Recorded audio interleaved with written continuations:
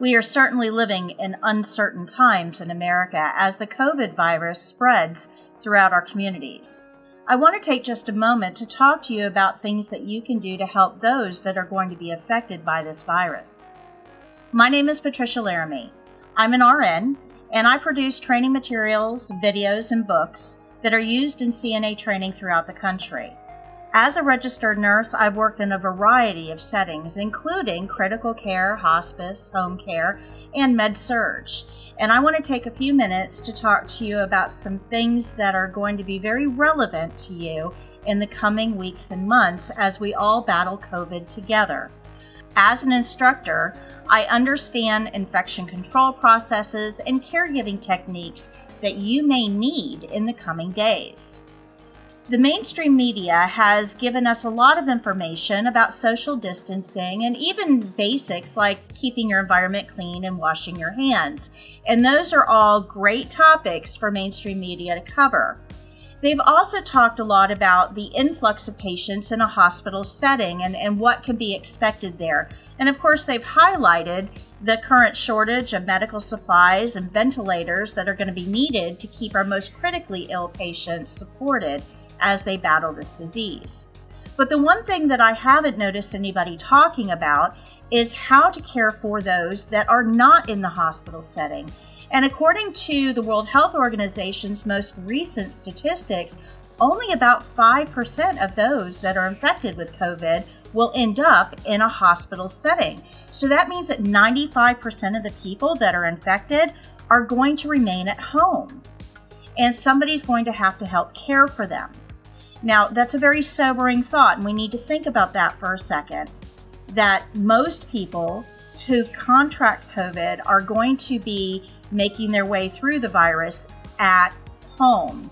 And our responsibility is to try to limit the spread of the infection while they are getting better at home. For the vast majority of people, the COVID infection is going to be relatively mild or minor. It may not seem it at the time, but most people will not require oxygen support or ventilator support. They will usually develop fevers. They may develop some shortness of breath. A cough is almost certainly going to show up. And what makes this really challenging is that the infection looks like it's lasting about 2 weeks, about 14 days, before you really start to, before you're not showing signs of the virus any longer. So that's an awful long time to be sick. And COVID-19 isn't like the flu. With the flu, you start out really bad and then progressively tend to get a little bit better, until you're over the flu. COVID-19 is actually presenting a little bit differently, and I want to take a few moments to talk about that. But first, I want to kind of go over some very sobering numbers. I was running the math today, and this really surprised me. So I want to share it with you really quickly. In America, we tend to think of this as kind of an older person's problem, that it seems to be affecting the older population, those that are 65 and above more severely, and that is true. They tend to have a higher rate of hospitalization, and they have a lot more complications, it seems, versus those that are a little bit younger and getting affected by COVID. But that's not to say that they're the only ones being affected. Middle-aged people are also being affected. They've had people in their 20s that have contracted the disease and had serious repercussions from it. So I want to dispel that right away, that yes, people that are over 65 need to be protected because they seem to develop more serious complications along the way. Everybody really needs to do what they can to prevent the spread of this virus among all age groups. So I started to look at the numbers here, and according to our last census in 2010, there were over 49 million persons age 65 or older. Now that's a big number, 49 million. And about 2 million of those are already receiving caregiving services in nursing homes, long-term care facilities like assisted living facilities. So take those 2 million out, you're still left with 47 million people that are living in homes and communities that are at risk. That's a huge number, guys, 47 million people. let's just assume that only a quarter of those are going to contract COVID. We're hoping it's less, but a quarter is a pretty reasonable number for a virus that's spread easily person to person and is currently in our communities. So if you take a quarter of 47 million, you end up with right around 12 million people. Guys, I want you to think about that for a second. 12 million people ages 65 or older will be in their homes convalescing from this illness. That's a very scary number. Now, we also have to realize that most of those people, because they're already older, they're going to need support. They're going to need help. They're going to need people to help them through this. So as friends, as family members, as neighbors, we really need to step up and make sure that we're helping our neighbors in their greatest time of need. But it also means that we've got to take steps to help prevent ourselves from becoming infected, or even worse, taking that infection to other people. And this is a really, really big thing, because about 10% of the people that get infected with COVID, according to estimates, don't get any symptoms at all, yet they're able to transmit that virus to other people for about 14 days. Now that's big. We have to take that into consideration. So let's say that your mom gets ill and you bring her into your home to take care of her, and you contract COVID, but you don't get any symptoms. And then you take that to your neighbor or to your church group or to other people. Just because you're infected doesn't necessarily mean you're going to develop symptoms. So this is where that social distancing becomes so important, because you might be infected right now and have no way of knowing, because we're not testing everybody. There's no way to test everybody. And honestly, there's no reason to test everybody, because the support is going to be the same, whether you're COVID positive or if you have, the flu. There are a few medication changes that are made based on a COVID positive diagnosis, but those are only for people that are hospitalized in critical care situations. Home care, taking care of your mom or your neighbor, the differences really are very minute. So we're not going to be testing everybody. We need to be aware that we can be carriers. So we have to think about things that we can do to help support our older generation as they move through this illness and try to prevent complications, but also keep everybody else that we might come into contact with safe. And that's what I want to talk about today. Are measures that we can take to help those that are going through the virus while maintaining a safer environment for us all. So I want to talk to you just for a second about gloves, because this is like the number one thing on everybody's list. And if you have an opportunity to go get gloves, it probably is a good idea to have a box on hand. A lot of times you can get them at, of course, your neighborhood grocery stores have gloves, but you can also get them at places that you may not think about, like home improvement stores. You might be able to get them at automotive stores. So having disposable gloves is a good thing to have on hand, but we have to know how to take them off properly, because if you're not taking gloves off properly, they're actually a much, much higher risk of cross-contamination. So I'm going to show you how to do that in just a few minutes, how to remove those gloves properly if you're wearing them. But I want to talk to you about why gloves are worn in the first place. So when we're talking about CNAs and nurses and medical professionals in a healthcare setting, those gloves are actually not really there to protect them. And I know that sounds very strange, but in a healthcare setting, and I'm not talking about with COVID, I'm just talking about general patient in the hospital having surgery, okay? That patient is at risk. So their immune system is currently fighting something. They're ill or they're injured, right? They've had surgery. So their immune system is currently occupied. Now, we put all of our sick people in one place, and that increases their risk of contracting a disease that they did not come in with, because their immune system is compromised. It's currently fighting something else.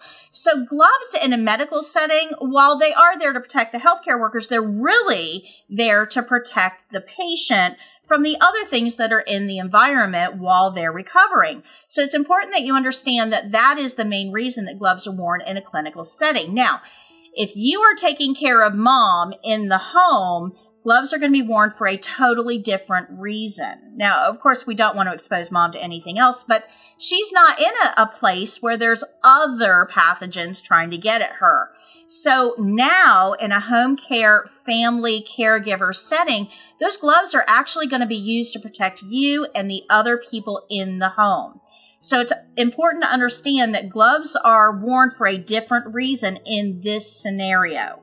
So when you enter a room that a COVID patient is in, that you need to put gloves on before you touch anything. That way you don't get accidental contamination on yourself. Of course, we are always hand washing. I mean, the mainstream media has beat that into our heads.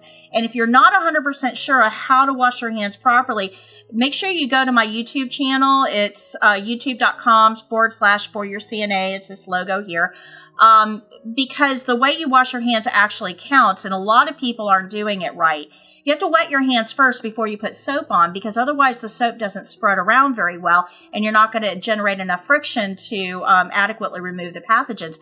But you also have to wash the backs of your hands, and this is, a lot of people don't do that. They just put a little soap on, rub around, and then they rinse, and that is not hand washing, guys.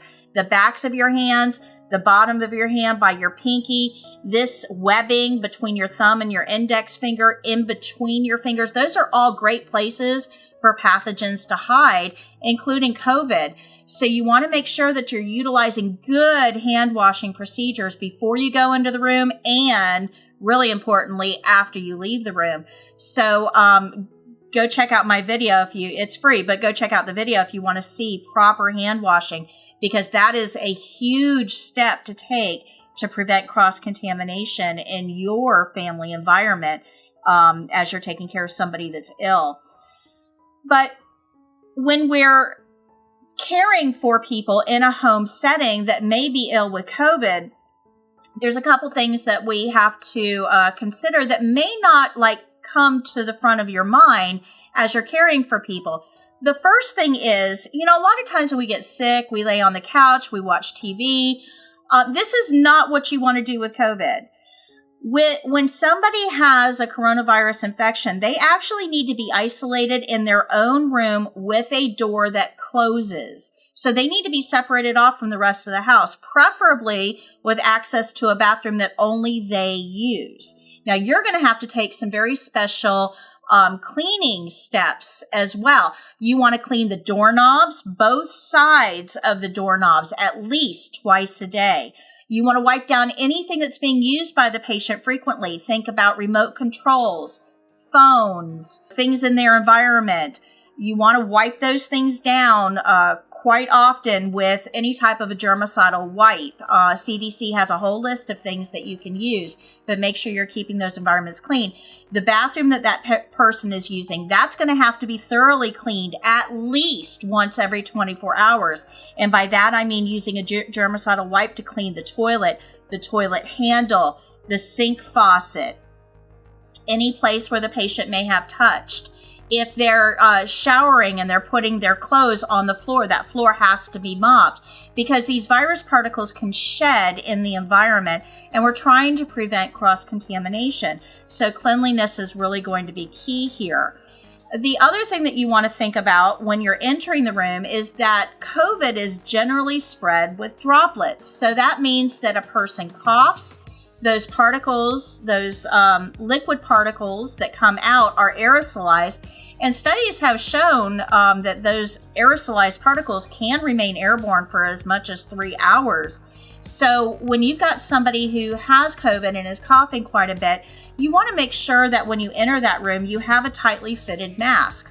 And this is where the problem comes in, because we don't have enough masks. Now, in a hospital, they're going to be using masks because those healthcare workers have to care for other people, so they don't want to infect themselves and spread it around. Remember, those people already have an immune system that's currently occupied. So there's not going to be enough masks to go around for home care settings as well. The best thing that I can suggest that you do is minimize your contact, minimize the time that you're in the room. If you do have a mask, wear it. If you have a painting mask, one of those masks that you put on to use spray paint, you can use that. But try to at least cover your face, cover your nose and mouth while you're in the room. But the biggest thing is to limit the amount of time that you're in that room. And this isolation is going to be really, really hard for these people, because remember I said that they may be sick up to 14 days or 2 weeks. So isolation is definitely going to be a big deal for these individuals, especially if they're elderly. Now, one of the other things that you may want to do is, if the climate permits you to do so, you may want to open the windows and let some fresh air in. Because remember, all those virus particles, we want to try to change the air out as often as we can, so that those aren't being recirculated by the air conditioning system throughout the home. So opening the windows if the climate permits and allowing that air to exchange would be a good method to try to keep down that viral load. Now, one of the other things that you may not think about is that one of the primary symptoms of COVID is fever. If you've ever had a fever, you know that generally leads to sweating. And your patient or your family member that is in bed with COVID and feeling absolutely awful, as they sweat, those sheets are going to need to be changed. So if your patient is strong enough to get out of bed and you change the sheets, there's a very special procedure you're going to have to use, because what you don't want to do is just ball those sheets up and allow all of those virus particles that have been shed off of that person to get into the air, where your face is right there where they're going to become aerosolized. So again, a mask would be a good tip here, to wear a mask. But when you're removing sheets from the bed, you loosen the four corners, and then you're going to fold them in on top, all four corners on top of each other. And what that does is it keeps the virus particles contained within the sheet. So don't shake the sheets, don't snap the sheets, don't put them on the floor. Just fold them up and take them directly to the washing machine. They should be washed alone, preferably with a laundry sanitizer if you have one. Don't hold them up against your clothing as you walk them to the washing machine to put them in. Wash them in hot water with detergent, bleach, of course, if you have it, if the sheets can be bleached. You can also, if it's a long distance between the person's bed and the washing machine, you can put them in a bag for transport. That can work as well. But you just want to take some reasonable precautions not to fling those virus particles all around your environment. When you're caring for this person, they're isolated in the room, the door is closed most of the time unless you're providing care. When you are in the room, try not to lean up against any surfaces that may have come in contact with a patient. So try not to lean against the bed or sit in the chair the patient's been sitting in. You want to try to minimize contact with your clothing if at all possible. If you have an apron, and you can use that apron while you're in the room. Now, don't wear it out of the room. You want to come into the room, put the apron on, care for the person you're caring for, remove the apron, hang it up in the room, and then leave. That can help provide a barrier of contact with your clothing. If you do lean up against the bed or you sit down in the chair and you may have come into contact with COVID virus particles, you may want to consider, especially if you have at-risk people in your home, removing that clothing and changing before you resume contact with the other people that are in your environment. Just take prudent precautions there to prevent the spread of the virus within the home. A couple other things that you want to think about is when the patient is out of the room, and they should not come out of the room unless there's a need. If the patient is out of the room, then they should be wearing a mask as well. Now, this is particularly important if the patient is going to need to seek medical attention. So if your family member that you're caring for or your neighbor worsens and they have to go to the doctor or to the hospital, then they should be wearing a mask as you transport them. You also want to call ahead to your doctor's offices or the hospital to let them know you are bringing in somebody with a fever and respiratory issues. If they've already been diagnosed with COVID, let them know that. But definitely let them know if the person has a fever and is coughing so that they can take the appropriate precautions as you enter the facility. We don't want that person in the waiting room with everybody else. We want to try to isolate them if at all possible. They may even give you specific instructions to take them to a different place for triage. So you want to be in contact. Now, if the person you're caring for deteriorates very suddenly and you don't feel comfortable transporting them yourself because they need immediate medical attention, when you call 911 for assistance, you need to let them know as well that this is a person with a fever and respiratory symptoms, so that the EMTs and the other emergency personnel can protect themselves before they enter the home. And that way we can help prevent community spread that way as well. Something else to keep in mind when we're talking about social distancing and flattening the curve is that that's going to help with mortality. What that means is it's going to provide the sickest people the most beneficial access to healthcare. So if we have millions and millions and millions of people all of a sudden get sick very rapidly and they all go to the hospital cannot possibly take care of that many people at one time. There's just not enough beds, not enough staff, not enough supplies. So by this social distancing, by spreading everybody out, we're not really stopping the spread of infection. What we're doing is slowing it down. So that way, only small groups of people get sick and we can care for them in a much more expeditious manner. But what that does is it lengthens the window of contagion. So instead of this being a situation where everybody gets sick and in a few weeks it's all better because everybody got sick, what it's doing is making the window much longer. So guys, you're going to have to be on your guard for weeks and weeks for symptoms of COVID. This is not something that is going to go away on April 1st. So keep that in mind. If you suddenly develop a fever, if you start to get real achy, if you develop a dry cough, you need to get seen. You need to take precautions to isolate yourself. And remember, we're not going to test everybody. We just don't have the test kits to do that. So take the precautions to isolate yourself as well. But remember what I've been saying about how to effectively care for people that you're caring for if you're the caregiver. Now, when somebody is sick with COVID, there's a couple things we have to keep in mind. And I mentioned social isolation a little while ago. You're going to want to limit your contact with that person. So how in the world are you going to be able to monitor them to see if they're getting any better or any worse? And this is where nanny cams might come in handy. If you've got a nanny cam or a baby monitor handy, this is a good time to put these in use.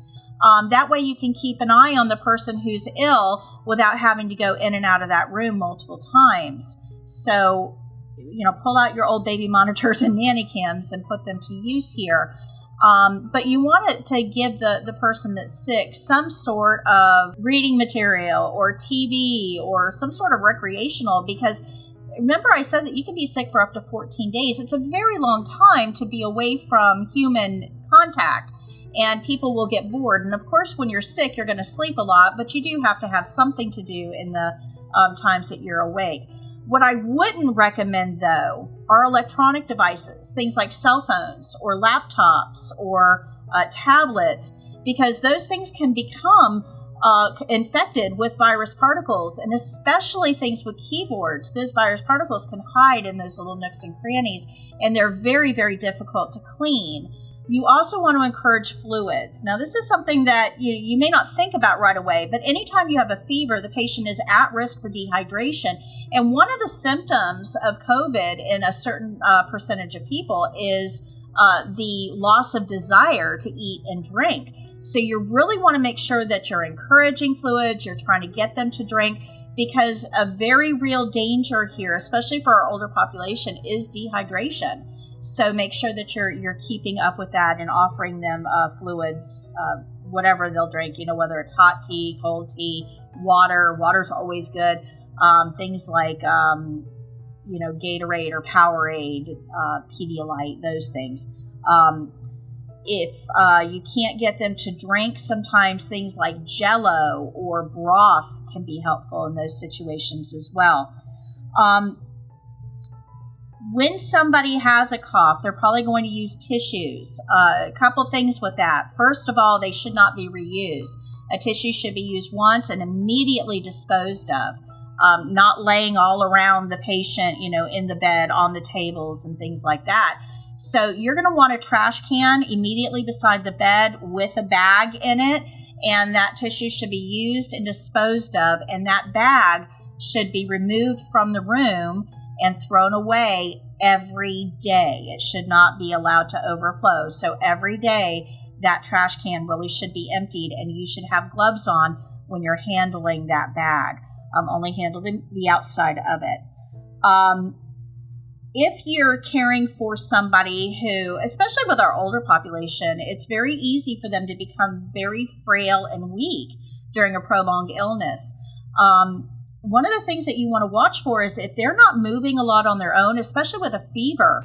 If they're not moving a lot on their own, you may want to take precautions and turn them occasionally to prevent bed sore formation if they're not able to move well on their own. So I have a video on that. Just go watch my video on side lying position. It'll show you how to turn a patient with no stress on you or them, how to prop them there with pillows. And that can make somebody a little more comfortable, especially if they're battling an illness. But the big thing is we want to prevent pressure sores from occurring because of that lack of circulation. When we lay on one area for a long period of time, it interrupts circulation, and that can lead to bed sores. So we want to prevent that from happening as well. But the biggest thing that I want to tell you in all of this, those are all very, very good steps and practical applications. But if you're caring for somebody with COVID, you need to understand the course of the disease. It'll start out with symptoms that are relatively mild, and that may last for 4 or 5 days. And then in a lot of patients, it's not until you get to the second week that the severe respiratory symptoms begin. And in general, hospitalization usually occurs, if it's going to occur, on day 8 or 9. So you've got somebody who is in their home taking care of themselves or having a family member take care of them for a full week before it got bad enough that they had to go to the hospital. And what happens here is caregiver fatigue. And this is a very real thing. You spend so much time taking care of somebody, 3 days go by, 4 days go by, 5 days go by, and you start to think, oh my gosh, aren't you ever going to get better? I'm tired. You're wearing me out. And the real risk here is that as caregivers fatigue sets in, you stop paying close attention to the symptoms that person is having. And if they deteriorate, they may not be in a position to be aware of how much they're deteriorating, and they're going to rely on you to keep track of their symptoms, to start to notice, hey, mom's having a whole lot more difficulty breathing now than she was yesterday. Just walking to the toilet, she's winded, or she can't catch her breath when she's laying flat. She needs to sit up. These are all very, very serious symptoms that require immediate assessment by medical personnel. So be really careful not to allow caregivers fatigue to set in and to blind you to the symptoms that the patient is worsening. And remember that worsening may not happen until into the second week. So, COVID kind of fools you, makes you think, okay, I've got it, but I'm only going to have a mild case. I'll get through it. I'll be okay. And it's not until several days later that you really start to decompensate. So keep that in mind as you're progressing through the illness. If anybody has difficulty breathing, that's an immediate red flag, no matter how small that difficulty is. They've got to seek medical attention right away, because pneumonia sets in, and that's when complications occur and it becomes very difficult to treat. If you're lucky enough to have personal protective equipment available, and you're going to wear a mask, gloves, if you've got a gown that you're putting them on in the right order and taking them off in the right order becomes critically important because you don't want to cross-contaminate. And it's super easy to cross-contaminate when you've got multiple layers on. So let me explain to you the best way to put on what we call donning PPE or personal protective equipment, and doffing or taking off personal protective equipment. So when you're going to be donning personal protective equipment, the very first thing you put on is your clothing cover, so your gown, whatever it is that your apron, whatever it is that you're wearing over your clothing. And then you want to put your mask on. If you're going to wear eyewear, you can put that on as well. Just try not to have your face in front of somebody that's coughing quite a bit if you don't have eyewear. And then the very last thing you're going to put on is your gloves. And that's because you don't want to be touching a lot of surfaces with those gloves, which will contaminate the gloves, and then you'll take that back to your patient.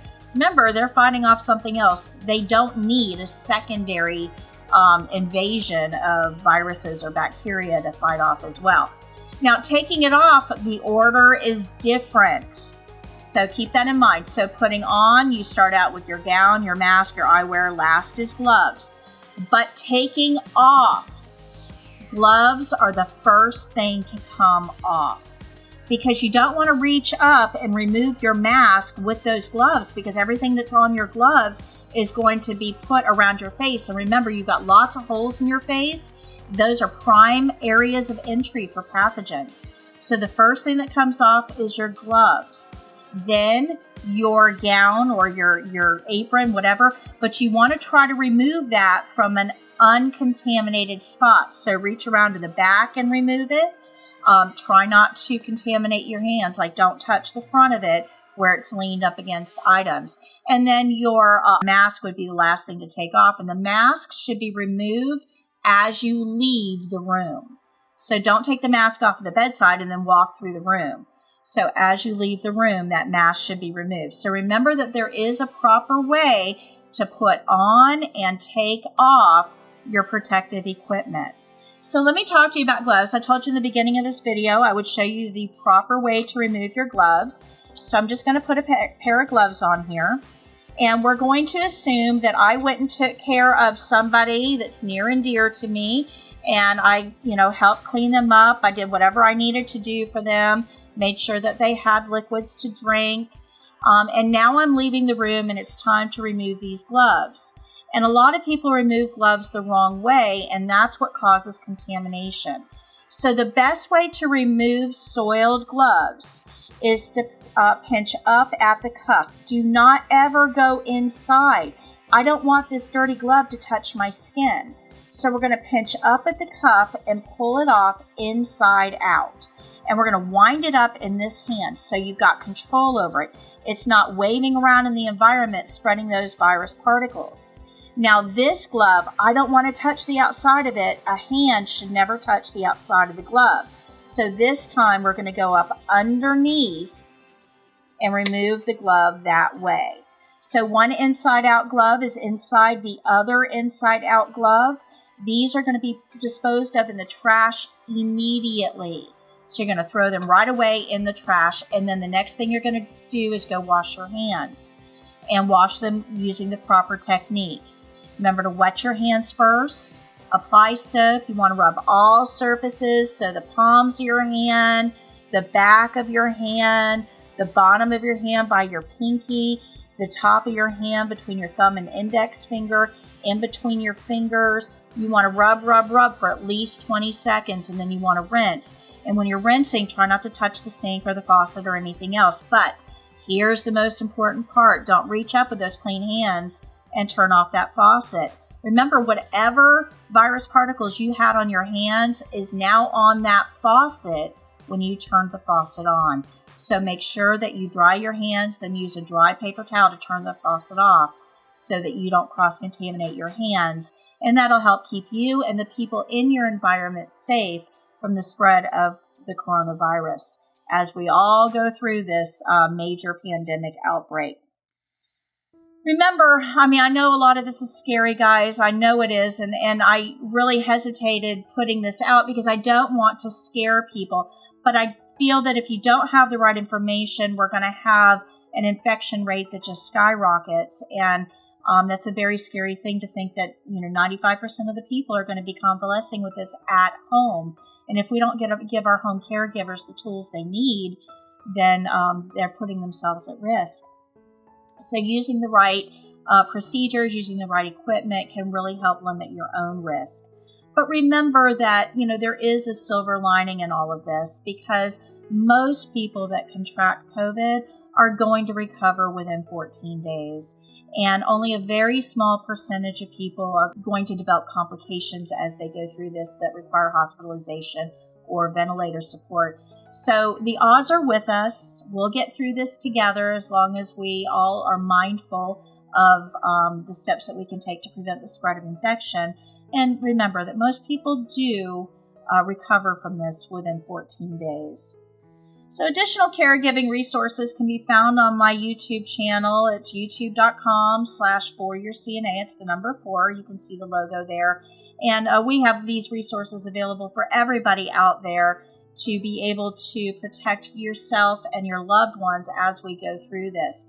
As always, if you have any questions, if there's anything that we can do to help support you as you support your loved ones, please don't hesitate to contact us using the comments below. I do respond to comments as much as I'm able to. And if there's anything that we can do, please let us know. For all of you out there, good luck in your fight against COVID. I wish you well. I pray that you are all safe and happy, and we progress through this together. And as a nation, we will emerge stronger than ever from this current threat. Until next time, happy caregiving.